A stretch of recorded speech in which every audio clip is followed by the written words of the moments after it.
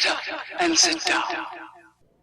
Welcome back for another edition of the DFS Datalytics NHL Starting Lineup. This is our first video since Sunday, and if you took a look at our video before lock and you played some of those guys in your lineup, in total for the 5 skaters, they ended up with 4 goals and 4 assists, and I had most of them in my lineup, so it was a pretty profitable day for me.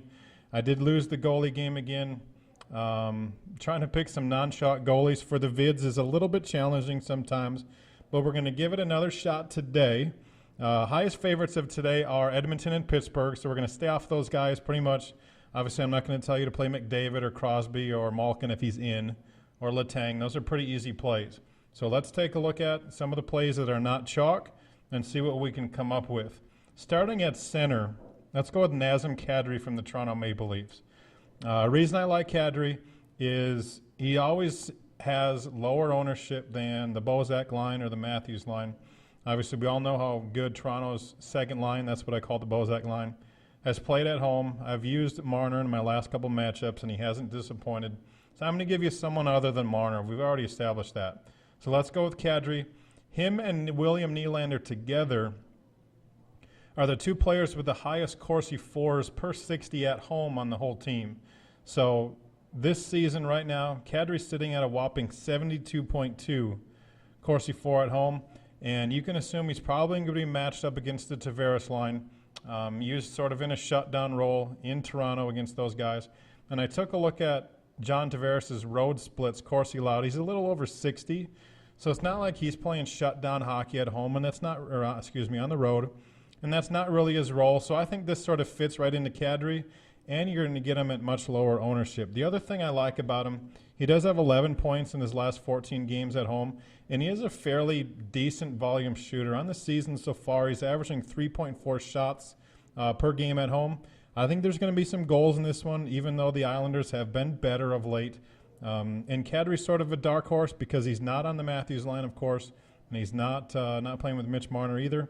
But let's not forget how good William Nylander is as well. So go with Nazem Kadri at center and cash in those entries.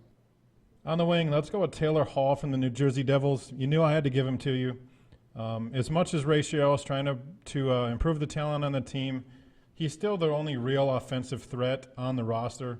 You know, don't give me Kyle Palmieri. I know Sud Buckets plays him every night, and he's a good play at his price many times, but Hall is the real driver. He leads the team in scoring, leads the team in shots. He has 20 points in his last 22 home games and does have 20 shots in his last 4, which is more stunning. You know, we consider there's no talent on defense. The puck's not getting up the ice, and it's a slow-paced team like it has been for the last several years.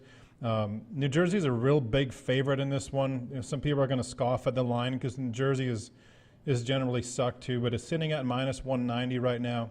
You know, we know how bad Colorado has been, even though they've played decent in spurts. They're bringing up basically a career AHL goalie to face him. And I can't imagine Hall's going to finish this game without a point. So let's go with Taylor Hall at the wing. On the other side, let's go with Mike Hoffman from the Ottawa Senators. I've been sort of on the free Mike Hoffman bandwagon for several years now. You know, I have no idea what led to him being waived a couple years back, and shockingly, nobody picked him up. All he's done is gone out and produced in the ice time that he's been given. He's had general trash for line mates this year, playing a lot of times with John Gabriel Peugeot and Tom Pyatt. I mean, those guys aren't going to improve your offensive game. He is seeing a line mate upgrade tonight. He's on what I guess you can consider out of his first line with Zach Smith and Kyle Turris. I'd really love to see Stone, Turris, and Hoffman. I think that would be a really great line. You know, obviously I know teams now, they're not really stacking one. They're spreading the scoring around and trying to get a couple of lines into the action. But regardless of who he's played with so far in the year, he does have 22 points in 26 home games, so he's still been productive, you know, many times even just simply doing it on his own. He's also the highest volume shooter on the team, and you know, anytime you can take a volume shooter, that of course improves that player's floor. This game's probably made a little bit easier for the Sens tonight because Evander Kane looks to be out of the lineup, and Buffalo's numbers are a little bit conflicting in terms of how many goals they allow on the road, and Ottawa's sort of in the same boat, but they are favored. I do really like this line. We know that the Sens can score, and we know that Buffalo can give some of those goals up. And I really like his price on DraftKings, really like it on FanDuel. It's maybe a little high, but not too high on the other two sites. But I think Hoffman's in a great spot, and I think fading the Penguins and fading the Oilers, I think this would be a great spot to get him at relatively low ownership. Moving along, back to defense. Just based on prices, looks like the highest three price guys I'm sure are going to see some ownership tonight are Erik Karlsson of the Sens, Chris Letang of the Pens, and Dustin Byfuglien of the Jets. Those guys are going to have ownership depending on lineup construction. But sort of the next wave of guys, I think you really can throw a blanket over a whole bunch of them. But one guy I do like is Johnny Boychuk. Over his last 4 games, he does have 18 shots and block shots. So he's going to be out there. He's played 22-plus minutes in 8 of the last 9 games. So he's got a really healthy floor for you. Plus, we all know, and I've laid it out for you, the exploits of Toronto at home, sort of how fast they play, how many shots they generate on net. So this game does project to be the highest pace game of the night at 135. So even if Boychuk doesn't find himself on the score sheet, which is a real possibility either way, I really think you're going to get points out of him in the block shot category and the shot category, and I wouldn't be surprised if you get 3 points right there out of him. So he's a good value play, especially in cash games. GPPs, obviously, he's fine too if you pair him with some other Islander skaters, but I really like Johnny Boychuk on defense. At the other D spot, let's go with Oscar Klefbom of the Edmonton Oilers. I think the Oilers are going to have some pretty decent steam on them tonight, even though Draisaitl and McDavid look to be split up. And I really like Klefbom. I think you're going to get him at relatively low ownership because he's not on the first power play unit. And I still don't know why Andrej Sekera is up there, but he is.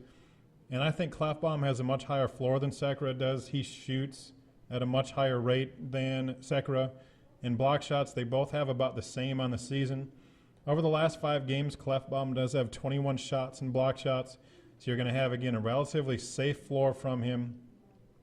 And even though he's not on the first power play unit, and Sekera is, he only has 2 less power play points in the entire season than Sekera does. And obviously this is a prime matchup for them. There is something to be said about coming off a bye week. So the Oilers got that sort of out of their system in the loss to the Blackhawks. Now I think they're ready to go. They're getting Arizona on a back-to-back with Louis Domingue as, at best, he's an average backup for the league. So this is a good spot for Klefbom. It allows you to get a part of the Oilers if you don't feel like going all in or you want to avoid some of the chalk plays.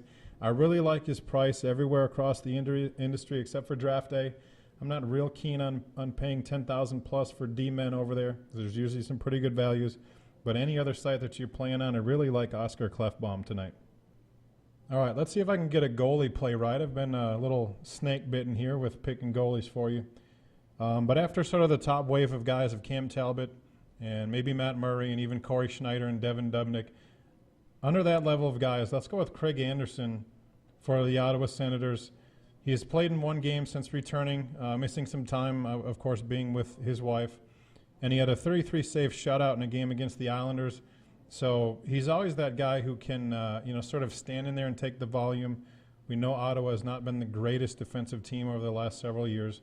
So I think that gives Anderson a pretty decent floor. We do project him to see 30 shots tonight from the Sabres. Like I said, with Evander Kane out of the lineup, this is a little bit better position for them. A little one less offensive threat that the opponent has in their arsenal. And Ottawa's been pretty good at home this season. They do have 36 points in 30 home games. Obviously, with some of those being overtime losses, those don't help us in DFS. But they have 16 wins, and they're a pretty decent favorite. They're at about 58% or 60%, somewhere in there the last time I checked the line. But if you take a look at his price to anything other than DraftKings, because they've sort of really tightened their prices this year, but $8,500 on FanDuel is a steal. You look at Fantasy Draft, that's a good price at 16.2. I think he's about 5th or 6th on the slate. And obviously, if you play on draft day like I do, $15,000 is the minimum price. And I'll tell you right now, I'm dialing Craig Anderson up tonight. So if you face me on draft day, that's my goalie. That'll do it for today's edition of the NHL Starting Lineup by DFS Datalytics. If you haven't seen the site in a few days, come check us back out at dfsdatalytics.com. We rolled out a new website over the weekend that we're very, very happy with. And if you want total access to our projections along with 24-hour access to our members-only chat, hit the membership tab at the top. We're offering the rest of the NHL season, which includes the playoffs, for just $55. Good luck in your contest tonight, and we'll see you at the top.